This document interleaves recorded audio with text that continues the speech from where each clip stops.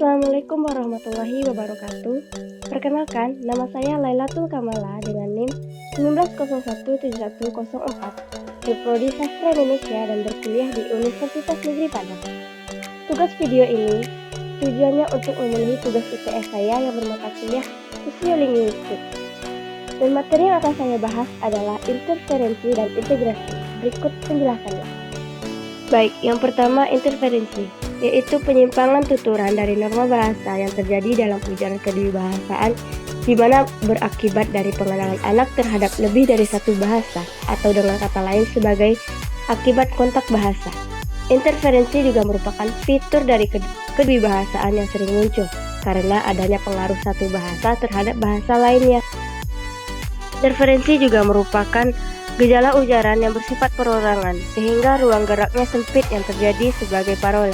Karena interferensi berupa penyimpangan pada tataran tertentu, maka dari itu interferensi sering dimaksud dengan gejala negatif yang dapat dilihat dari sudut pandang sikap berbahasa. Selanjutnya jenis-jenis interferensi.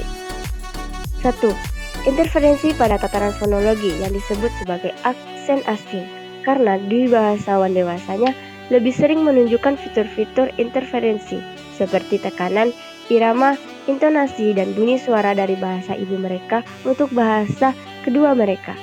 Yang kedua, interferensi pada tataran gramatikal yang meliputi aspek sintaksis seperti susunan kata, penggunaan kata ganti, pola kata kerja, dan sebagainya. Lalu yang ketiga, interferensi pada tataran leksikal yang dimana perangkat kosakatanya merupakan bagian yang paling mudah untuk mendapatkan pengaruh interferensi sehingga dapat terjadi pada tataran kosakata karena dwibahasawannya meminjam satu kata dari bahasa lain di saat berbicara dengan monolingualnya. Lalu yang keempat, interferensi pada tataran tulisan, yaitu bentuk sistem transfer penulisan dari satu bahasa ke bahasa yang lain.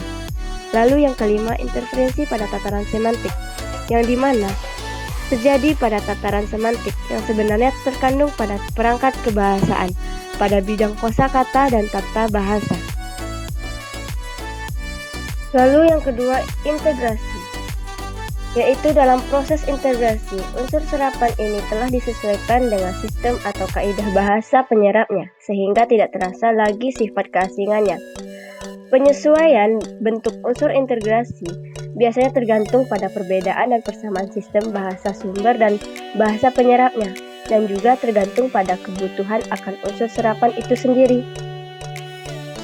Sama halnya dengan interferensi, integrasi juga memiliki tataran sebagai berikut. Yang pertama pada tataran fonologi, yaitu integrasi terjadi dengan memasukkan fonem ke dalam bahasa lain.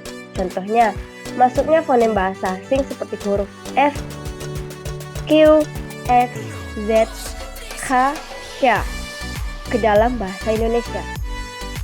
Lalu yang kedua, integrasi pada tataran morfologi terjadi pada bahasa Indonesia yang menerima integrasi pada sufiks wan dan wati dari bahasa Sanskerta yang sudah mulai dipakai secara produktif.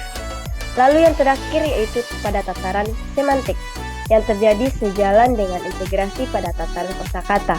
Contohnya, adanya integrasi semantik perluasan seperti pada kata presiden, gubernur, sejarah, dan sebagainya.